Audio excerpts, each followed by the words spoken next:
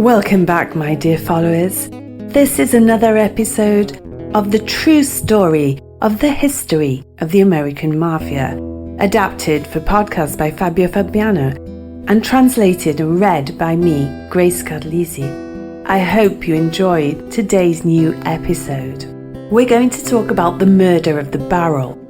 I had often wondered why this case had become so relevant and is still remembered to this day. From reading the files, I realised that this bloody episode has three aspects that place it among the great cases of the literary genre of true crime. The first concerns the brutality of the murder and the methods of its discovery, but let's talk about the fact. On April the 14th, 1903, a barrel containing the body of a man was found in New York on East 11th Street. The victim had had his throat cut from ear to ear and his head was almost detached from his body because of 18 stab wounds on his neck. The body had been compressed into the barrel and its head placed between the knees. The second aspect concerns the prime suspects of this murder, who were also arrested. They were the most representative members of the Morello gang, which, as you know by now, was the first mafia family in New York.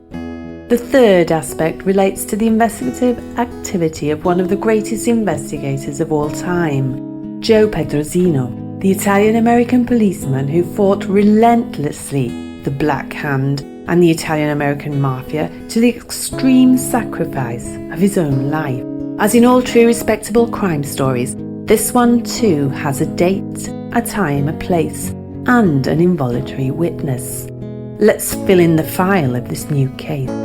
The date, Tuesday the 14th of April, 1903. The time, 5:30 a.m. Location, New York. The square in front of the building at number 743, 11th Street, which intersects with Avenue D. The involuntary witness, a woman named Frances Connors, Irish, who worked as a cleaner and at that time of the morning was going to the bakery to buy some sandwiches for her lunch. Before letting our involuntary witness continue, as if we were watching her in a video and streaming, I'm going to press the pause button so I can describe the scene as it was in that period. It was a bleak, forsaken neighbourhood. There were a series of blocks of flats that lapped the quays of the East River, which were abandoned and stenched. The commercial activities present, in addition to the nearby bakery, were a horse rental, a butcher's, a factory and a lumber yard. The buildings were derelict and the square was dirty because it was full of trash, and an unbearable stench spread throughout the area. Now let's hit the play button once again and get our story going. Our woman is walking down the road. Along her way, there's an obstacle that blocks the passage. On the sidewalk, there is a barrel covered with a woolen overcoat. The woman stops, moves the garment, and to her surprise, sees a man's arm and a head inside. Furthermore, the barrel, on closer inspection, contains sawdust, and the blood-stained shavings cover a head with a high forehead, thick brown hair, and impressive wide-open brown eyes. The woman screams, and doing so attracts the wood warehouse caretaker.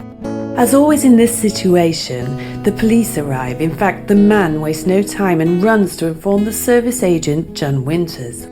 After the arrival of this first policeman, others clearly followed, and the investigative section was notified. Agent Winters extracted the body from the barrel. The operation was not easy.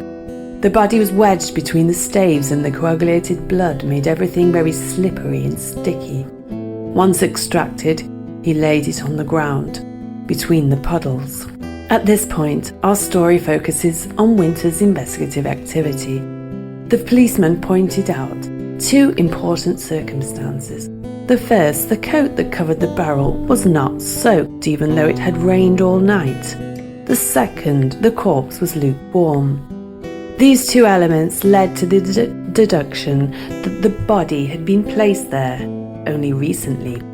I once again feel the necessity to stop the flow of images, to clarify how, in that time, the neighbourhood of Little Italy was a place where many murders took place, and the policeman mostly Irish, didn't speak a word of Italian. They were used to these crimes. In reality, the macabre discovery was not given by the murder itself, but due to the conditions in which the victim of that brutal murder was reduced. A long wound in the neck joined the two ears, and the head was almost detached from the trunk and resting on its legs. Blood was pouring out through the staves of the wooden container. The brutality, as pointed out earlier, gave this murder case an unusual notoriety. Another aspect we allow ourselves to add, detected also by those who know the semiotics of the mafia, and is the body had been positioned exactly in that point so it could be found and therefore issued a terrible warning. In fact, it was a message sent to be received by those who needed it.